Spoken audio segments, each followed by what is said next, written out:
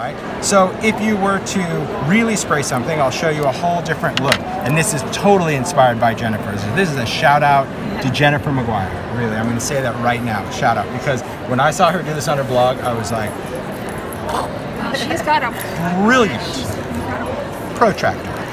When I saw this, I'm like, did you saw it too? I was like, shut up, okay, whatever. Then I had to go find a protractor. So I was like, where do you get one of those? I don't have one of those. So yeah, went to the dollar store. I'm like, yeah. I really don't even know what this is for. I'm sure it's for drawing or something, but it's just the shape of it. So protractor, piece of Velcro, the hooky side, and just felt from the craft store. And you're making your own ink tool with this. So I'm gonna take my strip of felt, put this on, wrap it around, and then just kind of secure it. Just give it a little shimmy, okay? So you're just kind of hooking the felt into that Velcro. And this is now an ink tool. I'm telling you right now, it's like, shut up. It was the coolest thing I've ever seen. All right, so now I'm going to take my colors, and I want to kind of do a little rainbow vibe we're going on. So we'll do that. We can use a little Dijon, that'll be nice. We use a little green. I think I'm gonna use Mojito, because Everglade means business. Yeah, and I'm gonna use a little Glacier. Okay, and then we'll still travel to Boysenberry. So we can do this on Sparkle. I'll grab some Sparkle just to show you.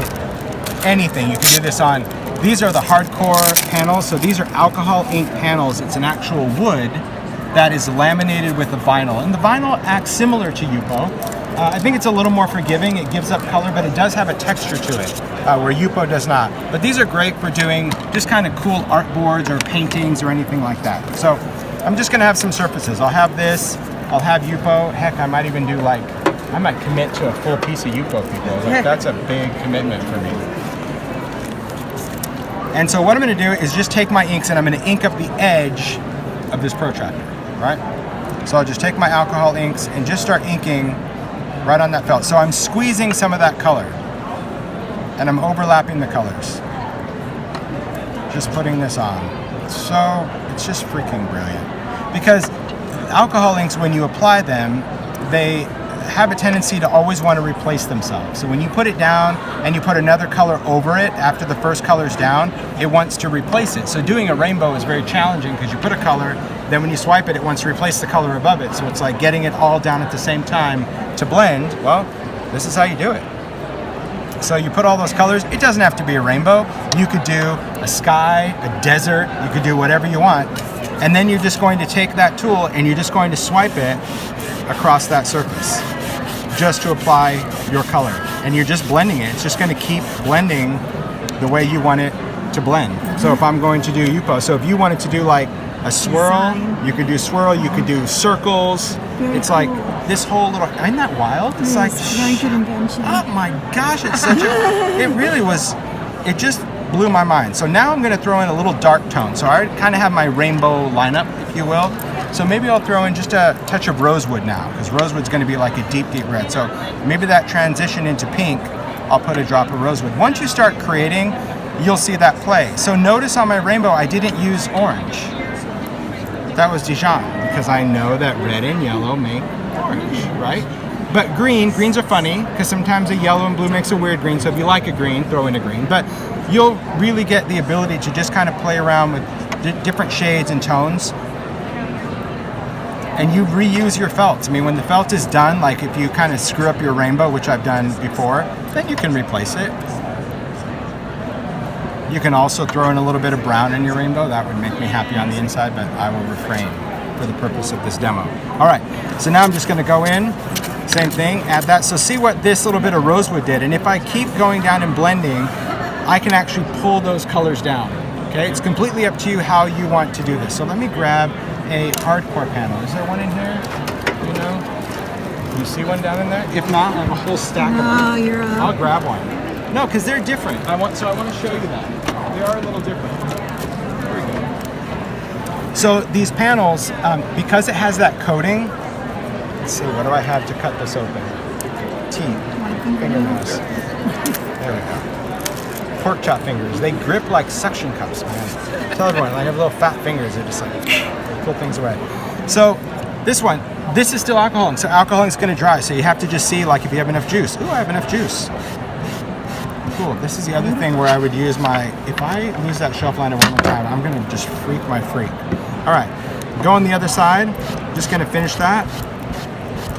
There we go. That's going to be a good blend. Could you use alloy on this? Absolutely. You could put a little line of metallic. When you go across, you're going to get that metallic streak. But here's what I love about this, because yeah, rainbows, that's good, but I like to distress them a little bit. So here's what I did. Put this on. I'm going to let this dry. And by letting it dry, I mean drying it. Okay, but you could just wait. Then when we go in with alcohol, we're just going to take our isopropyl alcohol, and it will work on any of these. I'm just going to start at the top, and I'm just going to start spraying this. So I'm not sure who's going to get the best angle. You may need to turn a little bit, but no, just make sure you can catch it. I'm just going to spray this and watch it happen. And you're just going to create that blend, that drip. Are you spraying with alcohol? Just alcohol. 91%. Yep.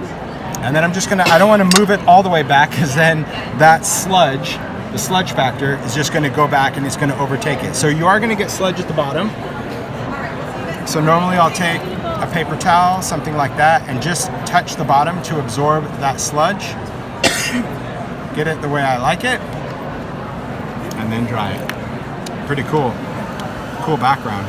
So even if you weren't doing a rainbow, you could do this with different blues to create an ocean or a sky, but the striations of color, and you can see the alcohol evaporating right now. That's just fun to watch too, because, hello. Beautiful sunset. Yeah, it could just be anything. I mean, it was a brilliant way that she did to just apply the inks. It was something that is so easy, you know, especially if there's a blend that you like. So if you're doing, let's just say you're doing winter cards, and you're just like, I want to just do blue sky, and I'm going to spray some alcohol to make it look like snow. My gosh, you could do backgrounds so fast with that. So although it was the rainbow tool, you know, for me, I thought, wow, this could be desert backgrounds, this could be greenery backgrounds, this could be anything. And the more color that you add, so like if you want them even brighter, like these guys, this would be taking that ink, and I applied 3 layers of ink before I sprayed it, right? So I put it on, let it dry for a second, re-inked it, did it again, let it dry, re-inked it. So my color on here was super intense, because remember what I said about alcohol, it's gonna lighten the color.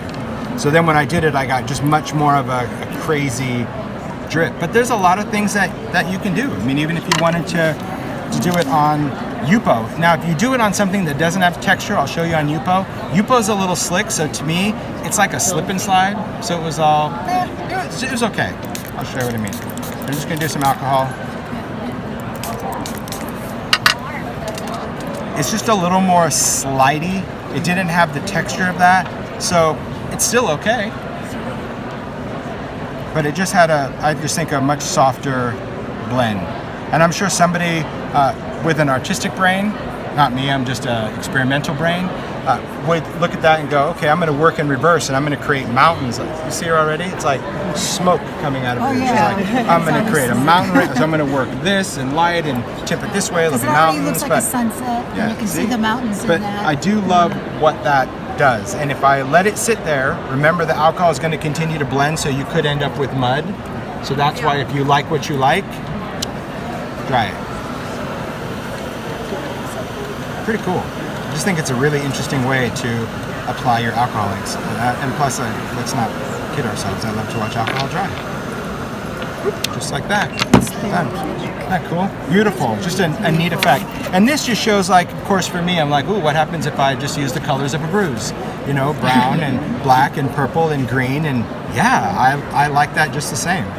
And playing around with all these different substrates, whether you're working with not only the alcohols and the alloys, but even if you're using lift ink, you can do lift ink over that. So this is the alcohol lift ink where we stamped and lifted it off. But any of these backgrounds, any of these surfaces are amazing. Excuse me for just 1 minute. How are you? Fine, thank you. Oh my gosh. I'll see you. I'll do it for Bye-bye. this. Thank you. I'll see you later. So embarrassed. She brings treats, man. She brings treats from Hawaii. And she'll never say hi. She's like, Thanks for watching. Be sure to give our video a thumbs up and subscribe to Scrap Time videos for all the Creativation 2020 coverage.